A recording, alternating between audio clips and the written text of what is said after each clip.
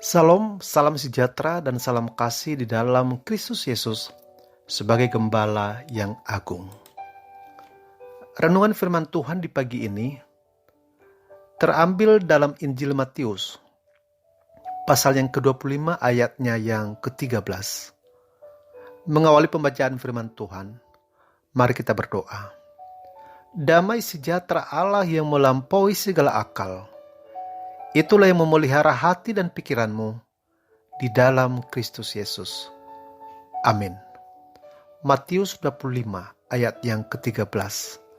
Karena itu, berjaga-jagalah, sebab kamu tidak tahu hari maupun saatnya. Sebegitu jauh pembacaan firman Tuhan, berbahagialah kita yang mendengarkan, merenungkan, serta melakukan di dalam kehidupan hari lepas hari. Tema kita di pagi hari ini adalah berjaga-jaga dan waspada akan kedatangannya. Saudara pendengar yang terkasih di dalam Tuhan kita Yesus Kristus, sebuah ilustrasi seorang tukang kebun yang setia. Di tepi sebuah danau ada sebuah villa tua yang sangat bagus. Bertahun-tahun villa itu dirawat begitu baik oleh seorang tukang kebun tua yang terpercaya. Seorang wisatawan yang berkunjung bertanya kepada sang tukang kebun. Tentu pemilik villa ini kerap kemari untuk mengawasi pekerjaan Anda. Si tukang kebun menjawab, "Tidak, Tuan. Pemilik villa ini baru datang kemari 15 tahun yang lalu. Sejak itu, saya belum berjumpa lagi dengannya." Wisatawan itu memuji tukang kebun ini. Benar-benar mengagumkan. Tak seorang pun mengawasi Anda bekerja, tetapi Anda melakukannya dengan baik, seolah-olah Anda berharap pemiliknya akan datang esok pagi. Si tukang kebun menyahut cepat, "Bukan esok pagi, tapi hari ini." Saudara pendengar yang dikasihi Tuhan, sebagai orang Kristiani, semestinya kita belajar dari tukang kebun yang setia itu. Semestinya kita menjalani hidup seolah-olah Tuhan Yesus segera datang kembali. Bukan tahun yang akan datang, bukan bulan depan, bukan minggu depan, dan bukan juga besok pagi, tapi hari ini. Andaikan kita menjalani kehidupan seolah-olah Tuhan yang datang hari ini, kita pasti akan bertanggung jawab atas kehidupan kita. Tidak ada lagi kompromi dengan dosa.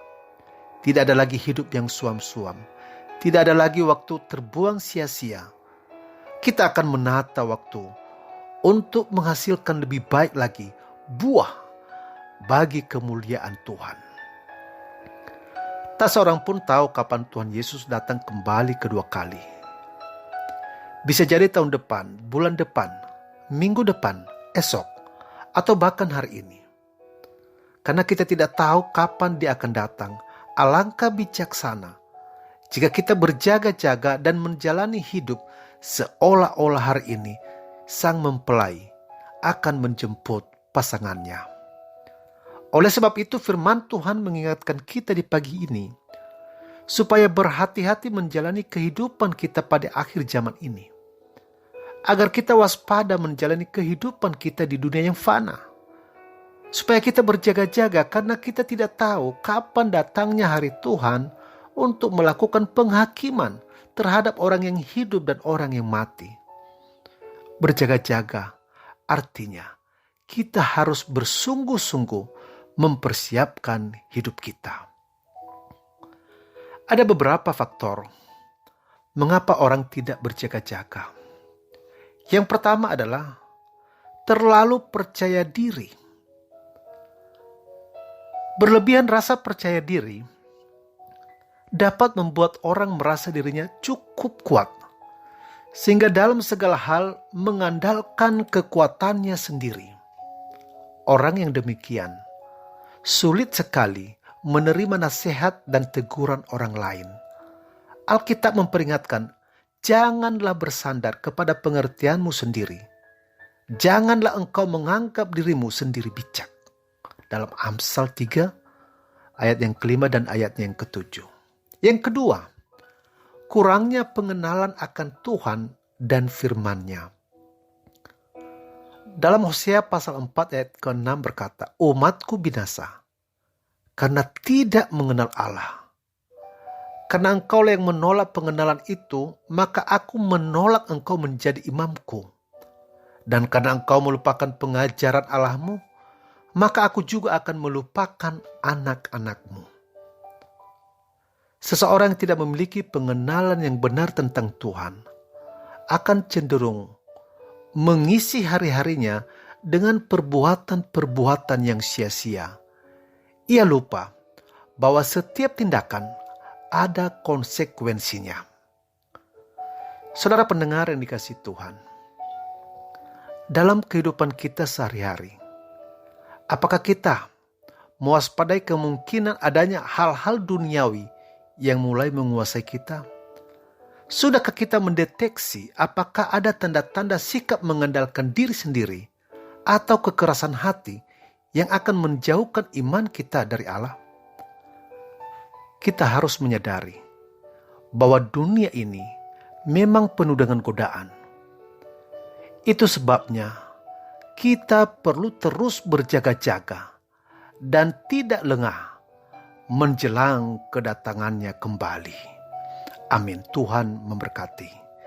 Mari tundukkan kepala dan saya berdoa bagi saudara.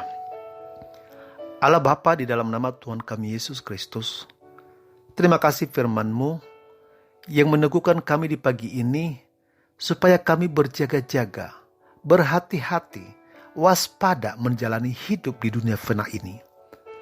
Karena tidak ada yang tahu kapan datangnya hari Tuhan untuk melakukan penghakiman terhadap orang yang hidup dan orang yang mati. Dan sehingga kami juga bersungguh-sungguh dalam mempersiapkan hidup. Dan hamba juga berdoa bagi setiap pendengar dalam aktivitas panjang hari ini.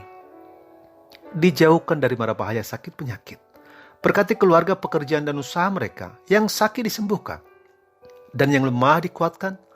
Dan yang membutuhkan pertolongan-Mu ya Bapa. Mungkinkah itu dalam masalah keluarga, keuangan, sakit penyakit. Mari ya Bapa, ulurkan tangan-Mu yang penuh kuasa. Untuk menolong, menopang, meneguhkan dan menguatkan mereka. Sehingga mereka keluar menjadi umat yang berkemenangan. Dan biarlah melalui kehidupan mereka nama Tuhan ditinggikan dan dimuliakan. Demi anak-Mu Yesus Kristus, berikanlah belas kasihan-Mu ya Bapa. Amin.